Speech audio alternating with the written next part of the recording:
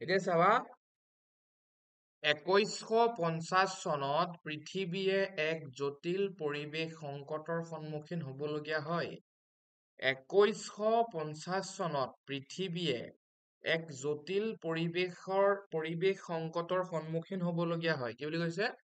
2150 চনত পৃথিৱীয়ে এক জটিল মানে গম পাইছানে? জটিল মানে হৈছে তোমাৰ এটা যেনেকে ইংলিছত এটা শব্দ ইউজ কৰে কমপ্লিকেটেড বুলি, কিন্তু অসমীয়া মিডিয়ামৰ আমি যেতিয়া অসমীয়াত বুজি পাব লাগিব, তো জটিল মানে হৈছে কি মানে ধৰা তোমাৰ এটা মাৰাত্মক মানে ধৰা তোমাৰ এটা সংকটজনক, ঠিক আছে, বা এটা কঠিন মানে অকমান ধৰা যেনেকে ধৰা তোমালোকৰ যদি প্ৰত্যেকৰে নিজৰ নিজৰ গাঁৱত যদি ঘপককৈ কোনো গম নোপোৱাকৈ যদি বানপানী আহি যায়, দুদিন বৰষুণ দিলে ঘপককে তোমালোকৰ গাঁৱত বানপানী আহি গ'ল, তো তোমালোকৰ অৱস্থাবিলাক কেনেকুৱা হ'ব? বেয়া হ'ব ন? ঘৰৰ ভিতৰত পানী সোমাই যাব, তোমালোকে কিনি ওলাই যাব নোৱাৰিবা, ঠিক আছে নে?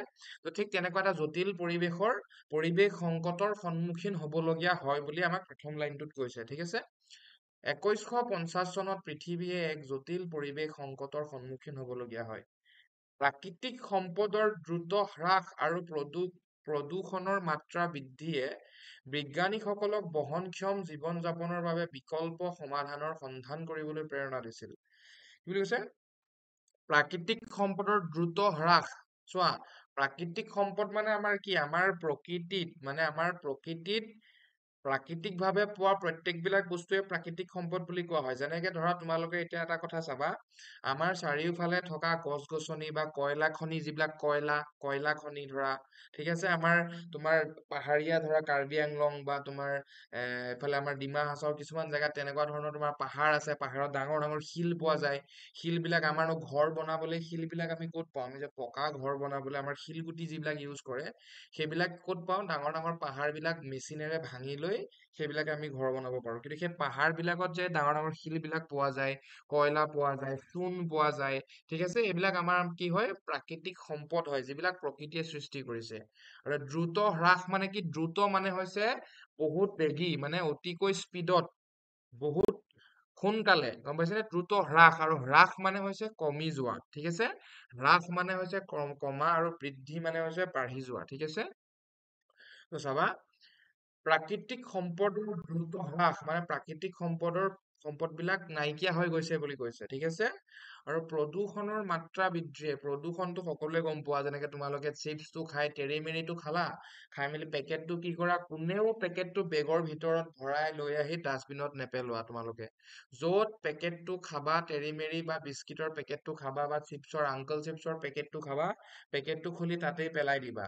কিন্তু এইটো কাম তোমালোকে নকৰিবা। চিপছ খোৱা, চকলেট খোৱা, মৰ্টন খোৱা, যি খোৱা, পেকেটটো স্কুলৰ পৰা আহোঁতে খাই আহিছা, বেগত ভৰাই লৈ আহিবা, ঘৰত আহি ডাষ্টবিনত পেলাই দিবা, বা য'ত কৰবাত ৰাস্তাত ডাষ্টবিন দেখিলে ডাষ্টবিনত পেলাবা, য'তে ত'তে নেপেলাবা, ঠিক আছে?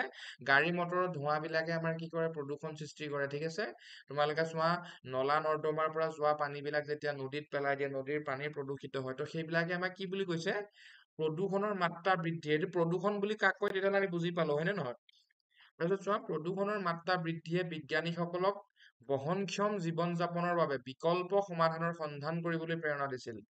বিজ্ঞানীসকলক বহনক্ষম মানে ধৰা আৰামত, মানে বহি শুনি কাম কৰিব পৰা, বহনক্ষম জীৱন যাপনৰ মানে ধৰা তোমালোকে যেনেকে এতিয়া স্কুল গৈছা, খাইছা, শুইছা, আৰু আমাৰ নৱোদয় বাছনি পৰীক্ষাৰ পঢ়িছা, স্কুলৰ কিতাপ পঢ়িছা, তাতকেতো কষ্ট কাম একো কৰা নাই। কোনেওতো ৰাতিপুৱা শুই উঠি তোমাৰ চাকৰি কৰিবলৈ যোৱা নাই, ঠিক আছে? তো তোমালোকে এতিয়া বহনক্ষম জীৱন এটা যাপন কৰি আছা, মানে খাই বৈ শুই জীয়াই আছা, মানে আৰামত জীয়াই আছা, মানে সেইটো কথা বুজাইছে এইটো শব্দৰ অৰ্থটো, ঠিক আছে? জীৱন যাপনৰ বাবে বিকল্প সমাধানৰ সন্ধান কৰিবলৈ প্ৰেৰণা দিছিল মানে।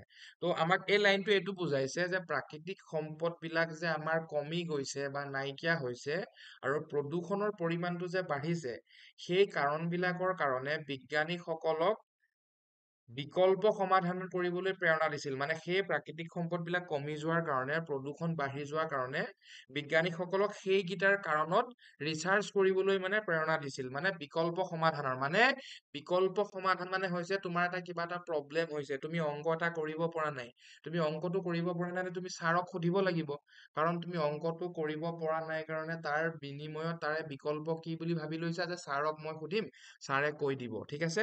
ঠিক তেনেধৰণে প্ৰাকৃতিক প্ৰাকৃতিক সম্পদ বিলাক যে কমি গৈছে, প্ৰদূষণৰ মাত্ৰা যে বৃদ্ধি হৈ গৈছে, কিয় কাৰণেনো প্ৰাকৃতিক সম্পদ নাইকিয়া হৈছে, প্ৰদূষণ বৃদ্ধি হৈছে, সেই কাৰণবিলাক জানিবৰ কাৰণে বিজ্ঞানীসকলক সন্ধান কৰিবলৈ প্ৰেৰণা দিছিল মানে, ঠিক আছে? সেইটো কথা আমাৰ এই লাইনটোত ক'লে, ঠিক আছে? তাৰে পিছত চাবা, গৱেষকৰ এটা দলে শক্তিৰ বাবে সৌৰ আৰু বতাহৰ শক্তি ব্যৱহাৰ কৰি সাগৰত একুৱাস্ফিয়াৰ্ছ নামৰ ভাসমান চহৰ গঢ়ি তুলিছিল বুলি কৈছে। চাবা, গৱেষক গৱেষক মানে হৈছে তোমাৰ বিজ্ঞানী, মানে চাইন্টিষ্ট, যি নেকি ৰিচাৰ্চাৰ বুলি কয়, ৰিচাৰ্চ কৰে যে, গম পাইছা না? ৰিচাৰ্চ কৰিব পাৰে যে, তো সেই ৰিচাৰ্চ কৰিব, মানে ৰিচাৰ্চ যিখিনিয়ে কৰে, বা তোমাৰ ৰিচাৰ্চ মানে তোমাৰ যিখিনিয়ে ধৰা নতুনত্বৰ খোজ কৰে বা কিবা এটা উদ্ভাৱন কৰিম বুলি ভাবে, তো সেই সকলক আমাৰ চাইন্টিষ্ট যেনেকে বুলি কোৱা হয়, তো গৱেষক বুলি কোৱা হৈছে, ঠিক আছে? গৱেষকৰ এটা দলে শক্তিৰ বাবে আৰু সৌৰ আৰু বতাহৰ শক্তি ব্যৱহাৰ কৰি সাগৰত একুৱাস্ফিয়াৰ্ছ নামৰ ভাসমান চহৰ গঢ়ি তুলিছিল। কি বুলি কৈছে চাবা, গৱেষকৰ এটা দলে শক্তিৰ বাবে, শক্তি মানে আমাৰ এনাৰ্জি, ঠিক আছে? এনাৰ্জি কোনটোক কয়? আমাৰ এনাৰ্জি মানে আকৌ আমি যে ভাত খালো, মাংস খালো, আমি মটন খাই দিলো, ছাগলী মাংস খালো, ব্ৰইলাৰ চিকেন খালো, মাছ খালো, আমি ডিম খালো বা আণ্ডা খালো, আমি এতিয়া বহুত শক্তি পাই গলো, সেইটোও শক্তি হয়, আৰু এইটো শক্তিও বেলেগ শক্তি দেই। তোমালোকে আমি ভাত খাই লোৱা শক্তিটো বুলি নাভাবিবা। তো শক্তি যেনেকে ধৰা আমাৰ ঘৰত কাৰেণ্ট, আমি লাইট জ্বলি আছে, তো সেইটো বিদ্যুৎ শক্তি বুলি যেনেকে কয়, হয় নে নহয়? তো ঠিক তেনেকুৱা ধৰণৰ শক্তিৰ বাবে সৌৰ আৰু বতাহৰ শক্তি ব্যৱহাৰ কৰি, সৌৰ আৰু বতাহৰ শক্তি দেখিছানে? বতাহৰ শক্তি বুলি কৈছে, ঠিক আছে? সৌৰ আৰু বতাহৰ শক্তি, যে সৌৰ জগত বুলি তোমালোকে গম পাইছাই দেখোন, ঠিক আছে? সৌৰ আৰু বতাহৰ শক্তি ব্যৱহাৰ কৰি সাগৰত, কি শক্তি ব্যৱহাৰ কৰিছে? সৌৰ আৰু বতাহৰ শক্তি ব্যৱহাৰ কৰিছে। সাগৰত একুৱাস্ফিয়াৰ, এইটো তোমালোকে মানে ইংলিছ শব্দ লিখি দিছে ন, ইয়াৰে কোনো অৰ্থ-চৰ্থ বুজি পাব নালাগে, তোমালোকে প্ৰশ্ন সুধিলে তেনেকেই সুধিব মানে। একুৱাস্ফিয়াৰ নামৰ ভাসমান চহৰ গঢ়ি তুলিছে, মানে গৱেষকৰ এটা দলে শক্তিৰ বাবে সৌৰ আৰু বতাহৰ শক্তি ব্যৱহাৰ কৰি সাগৰৰ মাজত বুলি কৈছে, একুৱাস্ফিয়াৰ নামৰ ভাসমান চহৰ গঢ়ি তুলিছিল। ভাসমান চহৰ মানে ইয়াত কি কৈছে, ধৰা তুমি এটা ইণ্ডাষ্ট্ৰি বনাইছে, বা এটা তোমাৰ মেচিন থকা বা তোমাৰ কাৰেণ্ট প্ৰডিউচ কৰিব পৰা যিকোনো ধৰণৰ সৌৰ শক্তি হ'ব পাৰে। যেনেকে তোমালোকে সৌৰ শক্তি চোৱা, এতিয়া তোমালোকৰ হয়তো মনত আহিছে, সৌৰ মানেটো কি?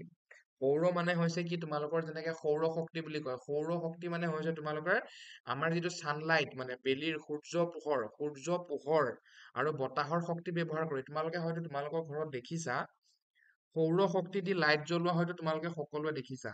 আৰু সৌৰ শক্তিয়ে লাইটনো কেনেকে জ্বলোৱা হয়, তোমালোকে চাবা, এইটো তোমালোকৰ কলা কলা থাকে যে, দেখিছানে? কলা কলা বক্স টাইপৰ থাকে, ৰ'দৰ পোহৰত তেওঁলোকে তোমাৰ তাতে চিলিকনৰ কিছুমান মানে চিপ থাকে, সেইবিলাক তোমালোকে ডাঙৰ হলে বুজি পাবা।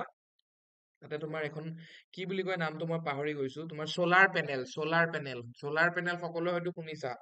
ঠিক চলাৰ পেনেল যেনেকে সূৰ্য ৰশ্মিটো গ্ৰহণ কৰি মেলি লাইট জ্বলাব পাৰি, আৰু বতাহৰ ঠিক তেনেকে বতাহখিনি তুমি বলি আছে খুব জোৰত, সেই বতাহখিনিৰ পৰাও তোমাৰ শক্তি উৎপন্ন কৰিব পাৰি।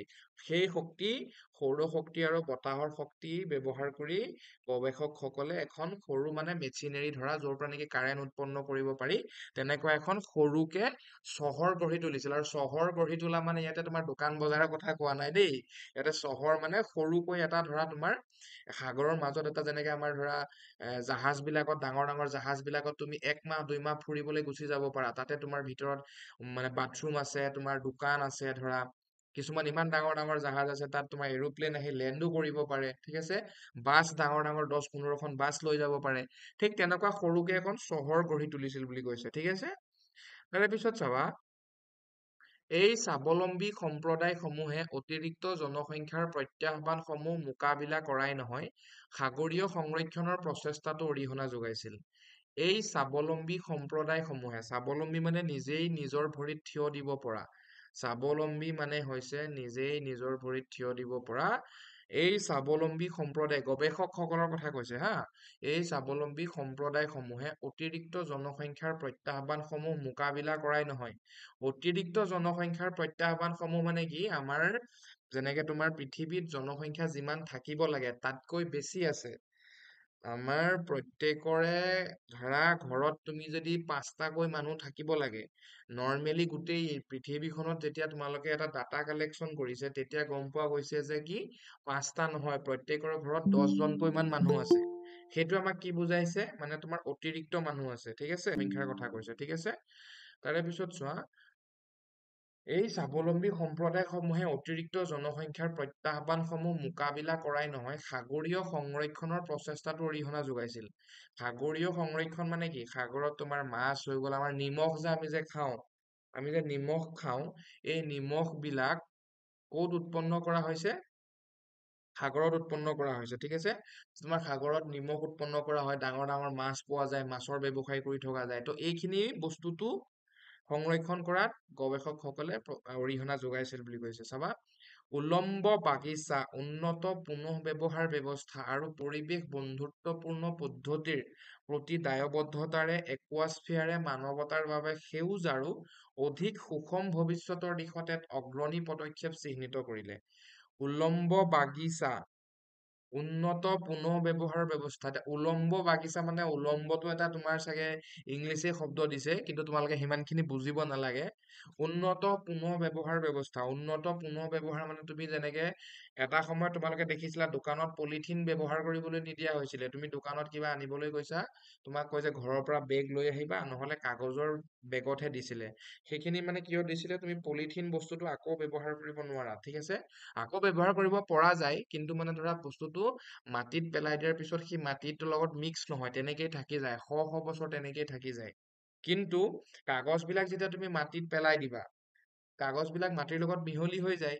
কিন্তু পলিথিনটো যদি তুমি পেলাই নিদি যদি তুমি ৰিচাইকেল বুলি কয়, ৰিচাইকেল মানে তোমাৰ কৰিব পাৰে বুলি কয়, পলিথিন খিনি বা প্লাষ্টিক বটল খিনি যদি তুমি আকৌ গলাই মেলি তাক নতুন ফৰ্মত আকৌ ব্যৱহাৰ কৰিব পাৰি। ঠিক তেনেকুৱা ধৰণৰ কথা কৈছে, উন্নত পুনঃ ব্যৱহাৰ ব্যৱস্থা আৰু পৰিৱেশ বন্ধুত্বপূৰ্ণ। পৰিৱেশ বন্ধুত্বপূৰ্ণ মানে এইটো কথা মই তোমালোকক যে ক'লো যে চিপছটো খাই, আংকল চিপছটো বা টেৰিমেৰিটো খাই পেকেটটো তোমালোকে য'তে ত'তে পেলাই নিদিবা, ডাষ্টবিনত পেলাবা। আৰু যদি ডাষ্টবিনত পেলাবা, তেতিয়া তুমিও পৰিৱেশৰ লগত বন্ধুত্বপূৰ্ণ স্থাপন কৰিবা, মানে তুমি আমাৰ পৰিৱেশৰ কাৰণে বহুত ভাল কাম কৰা বুজাব, মানে বুজি পাইছা।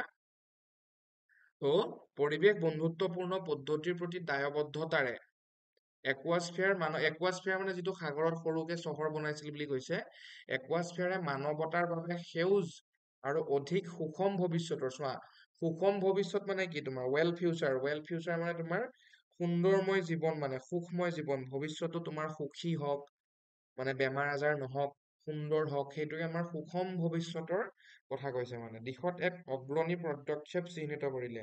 অগ্ৰণী পদক্ষেপ মানে কি হৈছে, তোমাৰ আগশাৰীৰ পদক্ষেপ, মানে তোমাৰ ধৰা হাত চাপৰি মাৰিবলগীয়া বুলি যেনেকে কয়, বা তোমাৰ শলাগ লবলগীয়া, মানে বহুত এটা ভাল পদক্ষেপ চিহ্নিত কৰিলে কোনসকলে, গৱেষকসকলে বা বিজ্ঞানীসকলে, বুজি পাইছা। এতিয়া তোমালোকে চোৱা, কিছুমান টান শব্দ যিবিলাক আছে সেইবিলাকত মাথা মাৰি থাকিব নালাগে যে ছাৰ এইটো শব্দনো কি কৈছে, ঠিক আছে। এতিয়া তোমালোকৰ টান শব্দবিলাক বুজি থকাৰ সময়ো নাই। পেৰেগ্ৰাফটো সুন্দৰকে দুবাৰ তিনিবাৰ পঢ়িবা নৱোদয় বাছনি পৰীক্ষাত। পেৰেগ্ৰাফটো পঢ়ি প্ৰশ্নখিনি কৰিবলৈ যাবা। কি হ'ব, শব্দ যদি বুজিবলৈ বাৰে বাৰে লাগি থাকা, পৰীক্ষা হলৰ কথা মই কৈ আছো, ইয়াতে ক্লাছটোৰ বেলেগ কথা, মই বুজাই বুজাই যাওঁ যিমানখিনি পাৰো। পৰীক্ষা হলত তোমাক কোনো বুজাই দিবলৈও নাথাকে, কোনো ছাৰে তোমাক বুজাই নিদিব। কাৰণ তোমাৰ সকলোবিলাক যিবিলাক তোমালোকৰ প্ৰত্যেকৰে চেণ্টাৰত পৰিব, সেইবিলাক বেলেগ বেলেগ ধৰণৰ মানুহ থাকিব ন, হয়তো কোনোবাই সহায় কৰিবও পাৰে, কোনোবাই নকৰিবও পাৰে, ঠিক আছে। তো সেইটো কাৰণে কৈছো, তো চেষ্টা কৰিবা প্ৰশ্নখিনি সোনকালে কৰি শেষ কৰিবলৈ। শব্দটো বুজি নাপালে লাগি নাথাকিবা, সেইটো শব্দৰ পৰা প্ৰশ্ন নিদিবওতো পাৰে, হয়নে নহয়। তো এতিয়া মই আকৌ এবাৰ পঢ়ি দিছো, চাবা। 2150 চনত পৃথিৱীয়ে এক জটিল পৰিৱেশ সংকটৰ সন্মুখীন হবলগীয়া হয়। প্ৰাকৃতিক সম্পদৰ দ্ৰুত হ্ৰাস আৰু প্ৰদূষণৰ মাত্ৰা বৃদ্ধিয়ে বিজ্ঞানীসকলক বহনক্ষম জীৱন যাপনৰ বাবে বিকল্প সমাধানৰ সন্ধান কৰিবলৈ প্ৰেৰণা দিছিল। গৱেষকৰ এটা দলে শক্তিৰ বাবে সৌৰ আৰু বতাহৰ শক্তি ব্যৱহাৰ কৰি সাগৰত একুৱাস্ফিয়াৰ্ছ নামৰ ভাসমান চহৰ গঢ়ি তুলিছিল। এই স্বাৱলম্বী সম্প্ৰদায়সমূহে অতিৰিক্ত জনসংখ্যাৰ প্ৰত্যাহ্বানসমূহ মোকাবিলা কৰাই নহয়, সাগৰীয় সংৰক্ষণৰ প্ৰচেষ্টাতো অৰিহণা যোগাইছিল। উলম্ব বাগিচা, উন্নত পুনঃ ব্যৱহাৰ ব্যৱস্থা আৰু পৰিৱেশ বন্ধুত্বপূৰ্ণ পদ্ধতিৰ প্ৰতি দায়বদ্ধতাৰে একুৱাস্ফিয়াৰে মানৱতাৰ বাবে সেউজ আৰু অধিক সুষম ভৱিষ্যতৰ দিশত এক অগ্ৰণী পদক্ষেপ চিহ্নিত কৰিলে। ঠিক আছে? পেৰেগ্ৰাফটো তোমালোকে সুন্দৰকে 2-3 মিনিটত এবাৰ পঢ়া, তাৰপিছত আমি বঢ়িয়াকে কুৱেশ্যনছ খিনি লৈ যাম। সুন্দৰকৈ পঢ়া।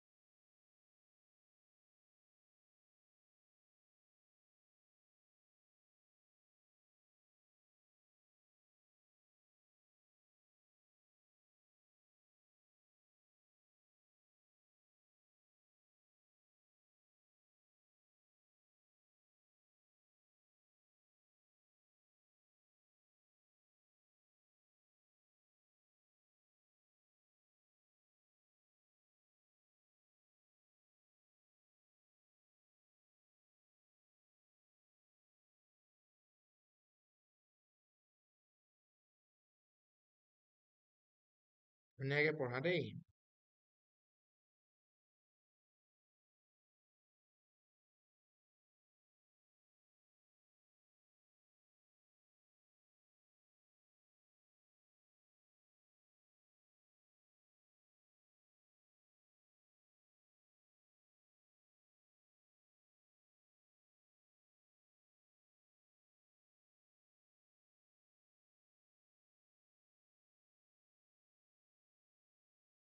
ঠিক আছে ষ্টুডেন্টছ, এতিয়া চাবা আকৌ এবাৰ মই পঢ়ি দিছো, আৰু এটা কথা মনোযোগ দিবা দেই। মই এইটো পেৰেগ্ৰাফটো টান, তোমালোকে লাগিছে কি কি শব্দ আছে, কি কি পঢ়াইছে ছাৰে।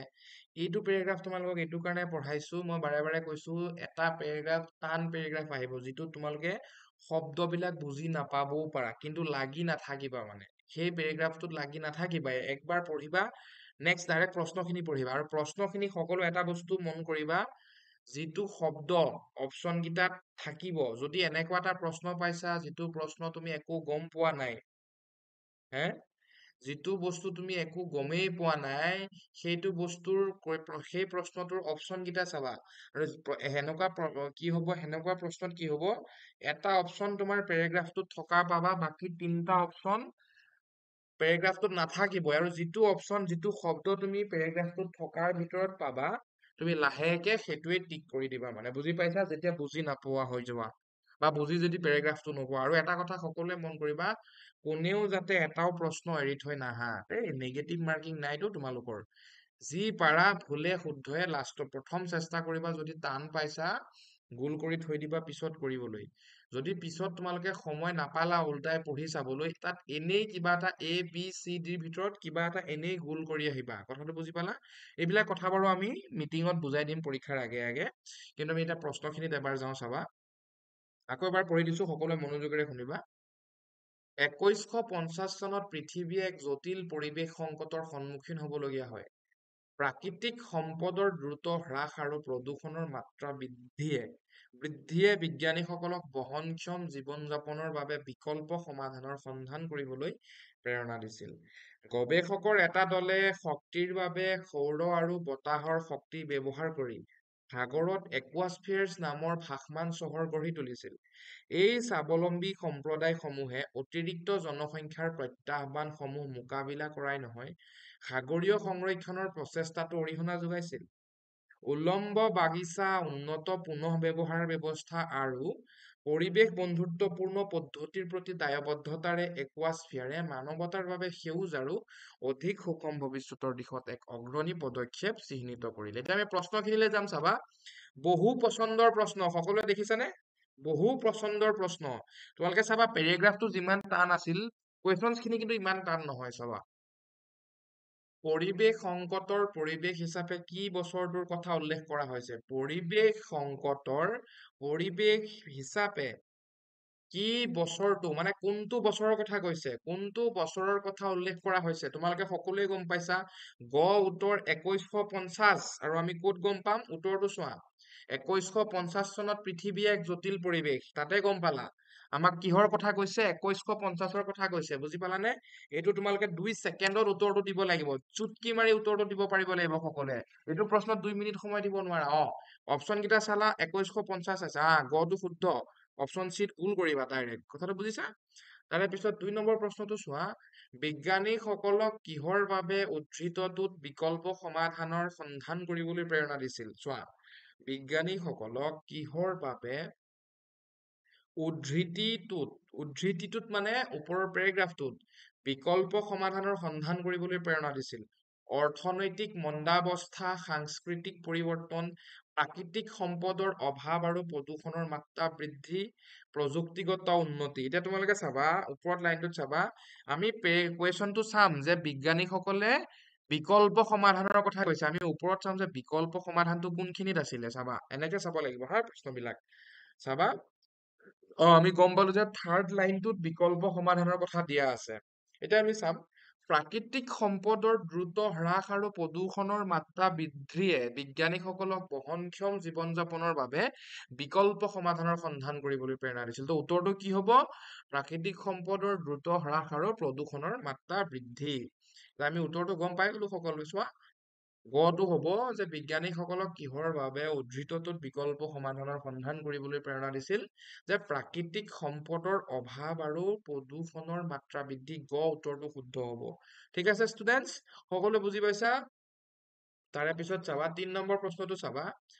অংশ অনুসৰি একুৱাস্ফিয়াৰ কি? চাবা, পানীৰ তলত গৱেষণা কেন্দ্ৰ, সাগৰৰ ওপৰত ভাসমান চহৰ, মাটিৰ তলৰ বাংকাৰ, মহাকাশৰ উপনিবেশ। তোমালোকে সকলোৱে গম পালা। সাগৰৰ ওপৰত ভাসমান চহৰ উত্তৰটো। চাবা, এতিয়া চাবা, এই ইংলিছত যে লিখা আছে সেই লাইনটো চোৱা, ওপৰৰ পৰা চাবা। গৱেষকৰ এটা দলে শক্তিৰ বাবে সৌৰ আৰু বতাহৰ শক্তি ব্যৱহাৰ কৰি সাগৰত একুৱাস্ফিয়াৰ্ছ নামৰ ভাসমান চহৰ গঢ়ি তুলিছিল। কি বুলি কৈছে?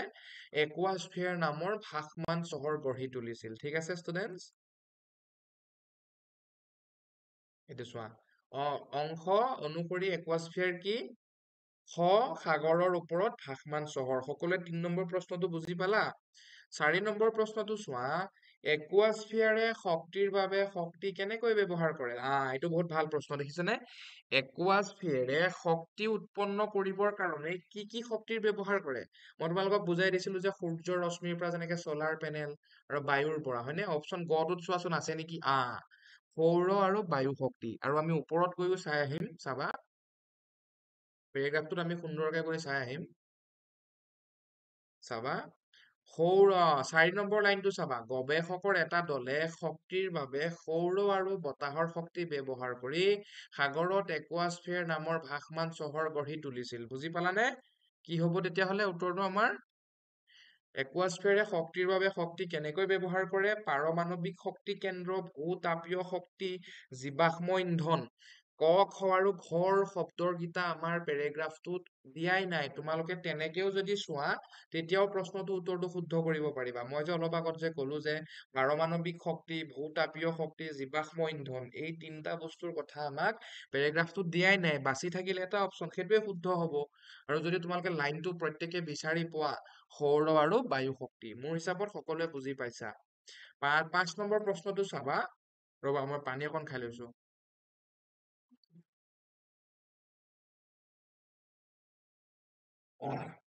5 নম্বৰ প্ৰশ্নটো চোৱা। একুৱাস্ফিয়াৰত প্ৰতিশ্ৰুতি হিচাপে কিহৰ ওপৰত গুৰুত্ব দিয়া হয়? কি বুলি কৈছে? একুৱাস্ফিয়াৰত প্ৰতিশ্ৰুতি হিচাপে কিহৰ ওপৰত গুৰুত্ব দিয়া হয়? দ্ৰুত ঔদ্যোগিকৰণ, আমাকতো কোনো উদ্যোগৰ কথা কোৱা নাই। সাগৰীয় সংৰক্ষণৰ প্ৰচেষ্টা, আমি কিন্তু সাগৰীয় সংৰক্ষণৰ প্ৰচেষ্টা বুলি পেৰেগ্ৰাফটোত পঢ়িছিলো দেই। আমি চাব লাগিব, বাকী কেইটা অপচন আমি চাই লওঁ। মহাকাশ অন্বেষণ, আমাক মহাকাশ অন্বেষণৰ কথা কোৱা নাই। কৃষি সম্প্ৰসাৰণ, আমাকতো কোনো খেতিৰ কথা কোৱা নাই পেৰেগ্ৰাফটোত, হয়নে? তেতিয়াহ'লে কি হ'ব তোমাৰ? সাগৰীয় সংৰক্ষণৰ প্ৰচেষ্টা খ উত্তৰটো হ'ব। আৰু আমি ওপৰত গৈ এবাৰ চাই আহিম চাবা। উল্লম্ব বাগিচা, উন্নত পুনঃব্যৱহাৰ ব্যৱস্থা আৰু পৰিৱেশ বন্ধুত্বপূৰ্ণ পদ্ধতিৰ প্ৰতি দায়বদ্ধতাৰে একুৱাস্ফিয়াৰে মানৱতাৰ বাবে মানে আমাৰ মানৱৰ কাৰণে মানে আমাৰ মানুহৰ কাৰণে সেউজ আৰু অধিক সুষম ভৱিষ্যতৰ দিশত এক অগ্ৰণী পদক্ষেপ চিহ্নিত কৰিলে হা। তাৰে ওপৰৰ লাইনটোত চোৱা, এই স্বাৱলম্বী সম্প্ৰদায়সমূহে অতিৰিক্ত জনসংখ্যাৰ প্ৰত্যাহ্বানসমূহ মোকাবিলা কৰাই নহয়, সাগৰীয় সংৰক্ষণৰ প্ৰচেষ্টাতো অৰিহণা যোগাইছিল। দেখিলানে? সাগৰীয় সংৰক্ষণৰ প্ৰচেষ্টাতো অৰিহণা যোগাইছিল। আমাৰ উত্তৰটো কি হ'ব তেতিয়াহ'লে? চোৱা প্ৰশ্নটো চোৱা, একুৱাস্ফিয়াৰত প্ৰতিশ্ৰুতি হিচাপে কিহৰ ওপৰত গুৰুত্ব দিয়া হয়? সাগৰীয় সংৰক্ষণৰ প্ৰচেষ্টাৰ ওপৰত। আশা কৰিছো তোমালোকে প্ৰশ্নখিনি সকলোৱে বুজি পাইছা। ঠিক আছে, আৰু যদি কোনোবাই বুজি পোৱা নাই, পেৰেগ্ৰাফটো মই তোমালোকক গ্ৰুপত চেণ্ড কৰি দিম। সকলোৱে আকৌ এবাৰ চাবা আৰু প্ৰশ্নখিনি মই কোৱাৰ দৰে ভালকে চাবা।